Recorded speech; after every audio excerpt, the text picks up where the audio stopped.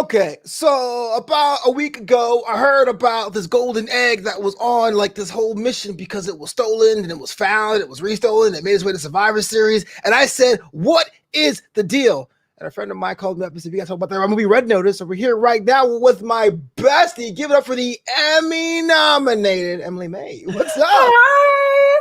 Hey, Flobo. Hey, What's everyone. up? Hey, Bert, are you good? How's life? Oh my God, life is amazing.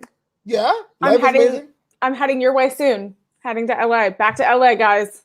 Yeah, are you bringing one of the golden eggs? Because I know there's a big deal about that stuff. I can't tell you if I'm bringing the golden egg, Flobo. I need to Like know. TSA's gonna fight me. Like TSA's gonna knock me down. They're gonna be like, "Wait, I saw that on Survivor Series. I need that egg." So before we get to the movie Red Notice, what you think about the whole Survivor Series tie-in? I heard some people were like, "Oh my gosh, this is so cheesy." Other people going, "Oh my gosh, it's kind of fun." Where did you land on this? I mean, I think it's pretty smart because they were celebrating the 25th anniversary of The Rock debuting, and you had The Rock tie-in with the kind of the movie kind of cross promotion. I think it was fun. Like, it's all in good fun, and it's smart to like have Netflix and WWE kind of cross brand like that. So they want the more like WWE films wants more of that cross promotion and to have that crossover audience. So it just makes sense. I love it. And if right now we're watching live, if you're watching us live on Facebook, YouTube, Twitter, and Twitch, drop a comment or a follow. We appreciate you for doing that. Let's talk Red Notice, Netflix original featuring Ryan Reynolds, Gal Gadot, and Dwayne Johnson. Now, the ratings are a little bit split there, Emily May. IMDb gives it 6.4 out of 10, which is pretty much middling, but Rotten Tomatoes says 35%. Oh, wow. Whoa. Okay, that's harsh. Overall thoughts about the movie? I love the movie. I think I really had a great, so I like these types of movies because it's kind of like Indiana Jones meets like True Lies meets, like National Treasure, right? So you have like kind of like this conglomerate classics. You have these classics. You have a like spy kind of, hunting for treasure kind of thing, and you have your favorite, like you have The Rock in it, right? Yeah. So I think it's not going to be like one of those movies that's going to make you think, but it's a fun movie to see with the family or friends, and it has some awesome action scenes, and and it has a few twists and turns that I think make it not your typical action movie. So before we even get to the movie, The Rock, right? One of the greatest of all time in the wrestling ring, became an actor about 20 years ago. We're talking about this on Mac Me this week. That there's actually some people don't even know that The Rock was a wrestler. Where do you stack him up as far as his acting? People say he's a little overrated. People say he's great. People say he's all charismatic. People say he's not charismatic. Where does Emily May put The Rock in the pantheon of the acting craft? I mean, I think he is charismatic, but it has to be the right role. Like he really has he kind of has the action movies targeted, right? Like that's, Fast and the Furious, like he fits into that. I'm not saying he is going to be in like a drama, like, but I think he fits these movies. And, I haven't necessarily seen him in a movie that might be like, create Oscar buzz. Skyscraper. It's just like Skyscraper and San Andreas. Like it's those fun movies that you're like, I'm gonna put it on and get some popcorn, and it's not anything that's I like those movies. So shout out to JLJ Media making in the early shift. Good morning, hey, happy Thanksgiving. Coming in, saying hi. I'll accept that. I actually may have my Thanksgiving dinner today because I don't believe in Thanksgiving. What are you having? What are you having? Well, I actually seasoned the turkey, what do we call it, like thighs. I'm going to actually fry those in the air fryer and have some fixins, some vegetables. I'm by myself. I can't go too crazy. You know what I'm saying? Maybe get dessert tomorrow. But yeah, come on by if you're out of here tonight. I'm gonna come by, eat your Thanksgiving dinner. Hey, it's Thanksgiving Eve. I actually like The Rock. For a long time, I was like, well, this movie's dumb, but The Rock's in it. I'll support my homie. But I understand that there is a kind of a thing where he plays himself. Overall, the movie is pretty solid. And I remember right on my notes, I was about to say, formulaic. I've seen this before, but there's a bunch of twists that I did not see coming. Thoughts about the twist here? Because it doesn't really go to the same formula. There's a little bit of that double cross, triple cross, quadruple cross action between the three leads. Lots of crossing. Yeah. I mean, I think that's what makes this this movie a little bit different, is because you're not expecting the friendships and romances to form or be there. And and I think you have your typical format of your action movie, right? Or your treasure hunt movie, right? And this is different, right? Yeah. So I think I think it wouldn't have necessarily been the same if it didn't have those. Oh, yeah, absolutely. This one here actually was noted for its budget. Originally scheduled to be a $200 million budget film, actually got ballooned to about $250 million because a lot of the travel restrictions surrounding COVID-19. So they had to do a lot of green screen effect shots. The Rock, Gal Gadot, and Ryan Reynolds, which we'll get to a bit later, got paid $20 million a piece for this one. Emily May.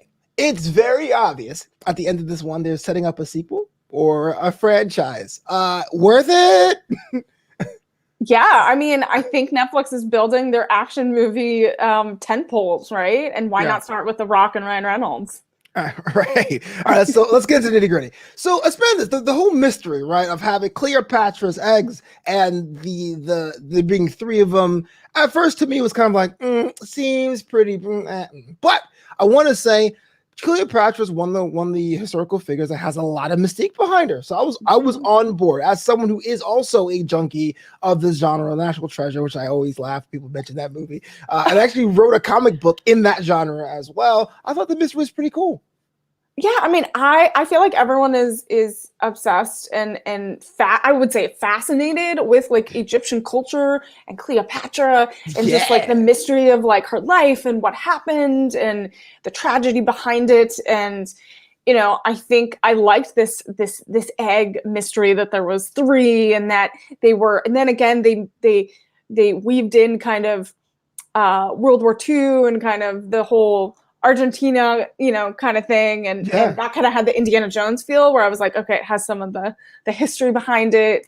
So I think, I just liked it. Yeah, it was pretty solid. I was like, oh, maybe. Here's the funny thing about the Nazis, and I'll say it. It's fine. It's a slight. Are there funny things about Nazis? No. Here's the interesting thing about using Nazis in movie culture. You're right. I'm so sorry. That could have been really bad. It was because it was something that we all know. Like it kind of grounded it back, because for a while there in that movie, actually have a 1 hour in. I goes, okay, this is getting kind of ridiculous, but everyone knows the fallout of historical things. So it was interesting to me, and it brought it back down for me, much like Indiana Jones did. It grounds it in reality, right? Because it feels kind of like fantasy. If we're like, oh, there's this mysterious egg, and then like the watch thing, and it kind of brought it back to like, okay, there's archaeologists and historical figures that can kind of figure this out. So I have a question for you, because I do the funny arts and sciences. I try to go on stage when I can. I do things for laughs and yucks. Thoughts about Ryan Reynolds, man? Because there's a part of me, there's a sliver of me that's saying he's being Deadpool all the time these days. What's up? So I had this conversation. That's funny you bring this up, because I had this conversation the other day, because I watched him in some of his older movies, and I was like, oh, he was Deadpool before he was in Deadpool. Like, I feel like that's just Ryan Reynolds. I feel like that's just a part of him, and it's never really going to go away. And once you see Deadpool, you just see that. Yeah. So I did have some Deadpool like flashbacks and moments, and just like the way he delivers his lines, it doesn't make it less enjoyable. I think he knows his timing and he makes it fun. But I definitely get those vibes that like, hey, if that's a just like kind of Melissa McCarthy has kind of the same comedy style in some of her movies. And so I think if you find a thing that works for you, like, do it. So this actually is my next question. Like, as an actor, as someone who's in the entertainment business yourself, is it important to stretch and show people your range of what you can do, or you're doing the whole like McDonald's thing where it's like, look, whenever you go on the planet, a Big Mac will taste the same. I'm gonna give you something nice and comfortable and great. I mean, I think it depends on where you're at in your career. He can do anything. He's big True. enough where he can do anything. I think when you're starting out and you have to, you don't have the ability to pick your projects necessarily, I think you're gonna have to be like diversify your talent and like what you can do, and That's true. your toolbox, right? He has a toolbox of things, and he's just using one right now that is working. So I wouldn't say that he's not able to utilize anything else. I think he just knows what is like paying the bills.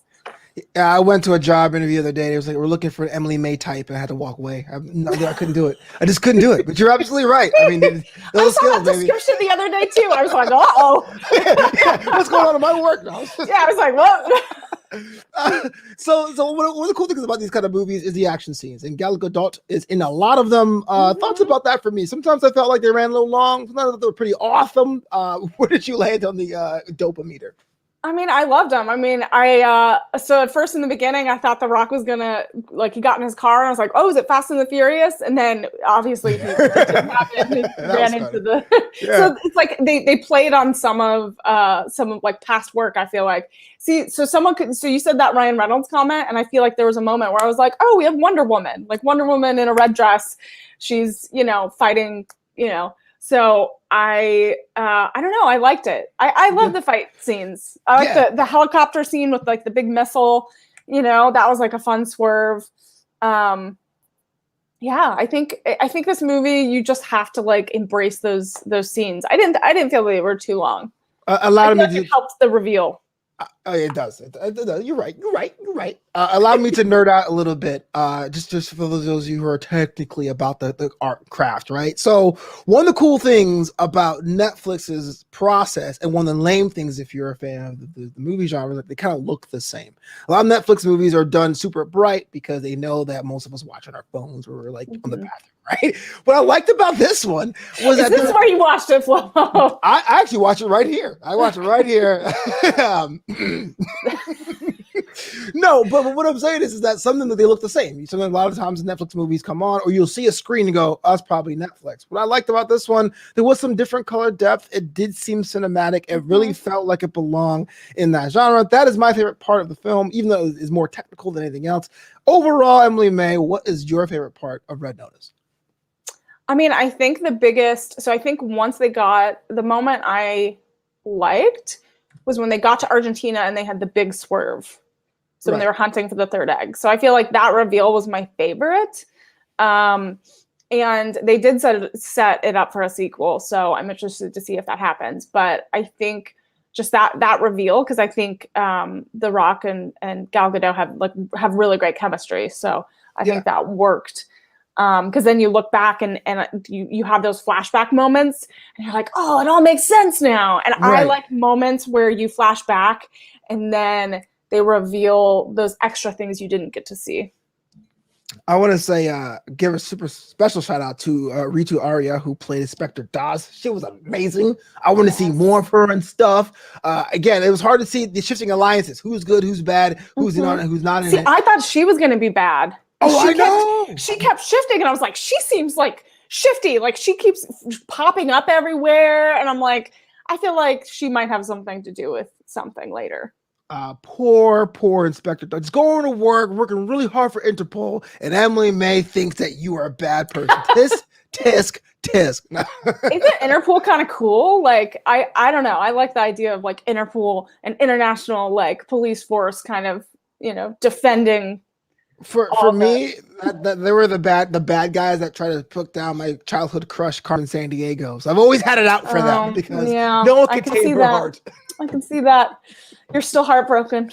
I am. But how else are you going to find her if there's no one going after her? I just let my heart yearn. Just her and Waldo will fight each other one day, and then when they do, we're gonna have so many kids.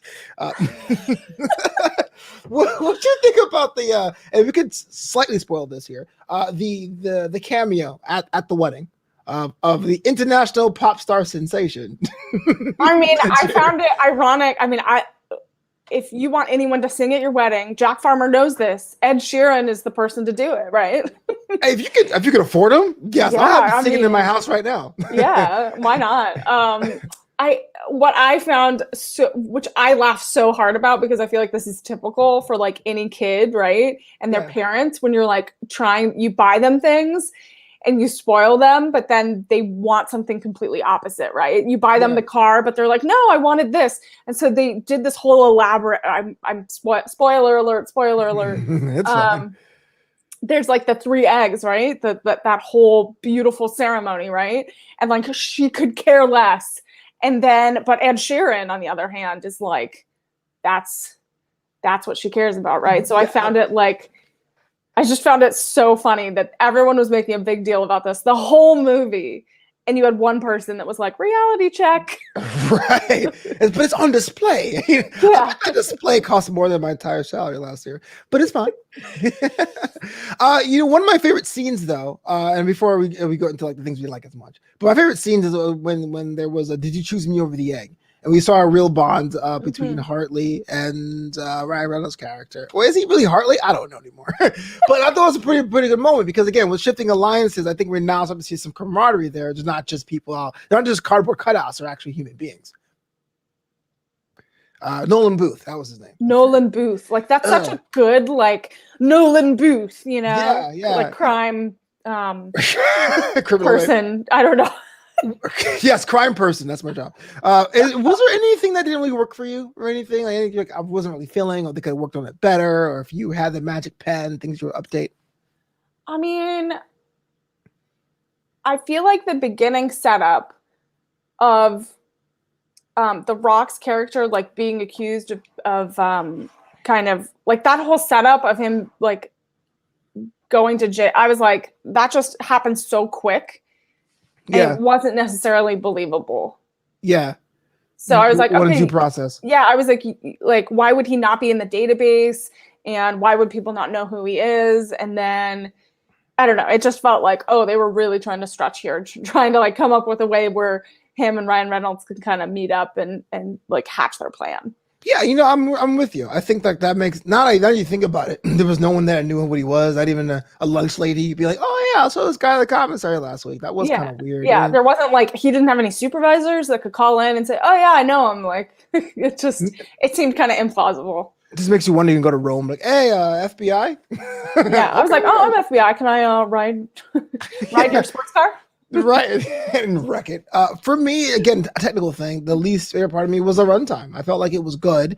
I got in 2 hours, 10 minutes, I believe was a runtime, but I felt like it could have been tightened up about. Like, I think it could have been like 145 and I would have been totally fine. I think there were like interstitial moments where I was like, okay, I get they were trying to bridge moments, but it could have been tighter. Yeah, I feel like those kind of movies are just gone, right? If we see a movie that's an hour and a half or hour and 40 minutes, we assume it's not as good, or they don't want to make those anymore. I'm not sure what's the reason for these bloated films. I don't know. I mean, maybe action movies, it has to be 2 hours. Like maybe they're like, all right, maybe that's the formula. I mean, Fast and the Furious is what, 2 hours, sometimes 2:30. Yes. So, yeah. So maybe they're like, oh, people are home, they're not in the theaters, so it could be a little bit longer. Yeah, that's like an old curmudgeon. I want my action movies 100 minutes. I got things to do, make things explode. Like I don't know why I'm like pounding my screen. I mean, how many times can you see like helicopters and things blow up? That's true. Absolutely true. Now, a museum. Now I gotta ask you something that may or may not put you in a corner. If you had an opportunity to do a sequel for this movie and totally make it up, what would you do? Ooh, so a sequel. Yeah, we gave you a bag of money. Or the truck of money is coming over soon. So I think obviously all three of them are going to team up and all three of them are going to be, they're obviously on red notice, which is the highest level of Interpol notifications, right? Of crime, right? Way too long to explain that. Okay. I know, whatever. I don't know. I think they're going to like find some other artifact to go after, just like every other national treasure movie, or, they're going to steal the Declaration of Independence. I thought you were going to add like a kid, a talking dog. Talking dog, more cars, more helicopters. Right. No, I mean, maybe there's a fourth egg. Oh, that'd be kind of fun. Yeah, maybe they find, I don't know, or maybe they find like a descendant of someone that has something that's worth even more. I like it. I like that a lot. I'm thinking it's going to be somewhere cold. I don't know if it's going to be on top of Everest or the South Pole, and it's going to be Ooh. fisticuffs wearing mittens. That's Ooh, what if it was in Russia because all the ice is melting, and so they find all of these artifacts under the ice that's melting?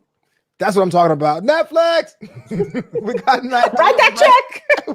we got an idea. Right? I want 20 million. I got good done. Well, I'll take 15. I'll take 15 million. You're a bargain. You are worth more than I that. am a bargain. I know I'm worth way more than that, you guys. I say 30. I'm okay. 30. There it is. That's it. You got the $1 million idea. Top of the show, I said IMDb gave it a 6.4. Rotten Tomatoes gave it 35%. Emily May, what will you rate Red Notice? I'm going to give it a 7.5. What? Yeah. Very generous, but why? What? Well, I think that is perfectly fair. Explain yourself. I will. I think it's a really fun movie. I think it gets all the action points. It does have some sentimental moments, which has an extra check mark. You have those real moments and about the dads and family and things like that. I think that adds to it. And I think it has 3 of the top movie stars, which you can't go wrong. And it has some rising talent. So I think it checks all the marks. I think it does have some plot holes and potentially some places where they could have tightened it up. But I think overall it's a really fun movie where you can just have some fun.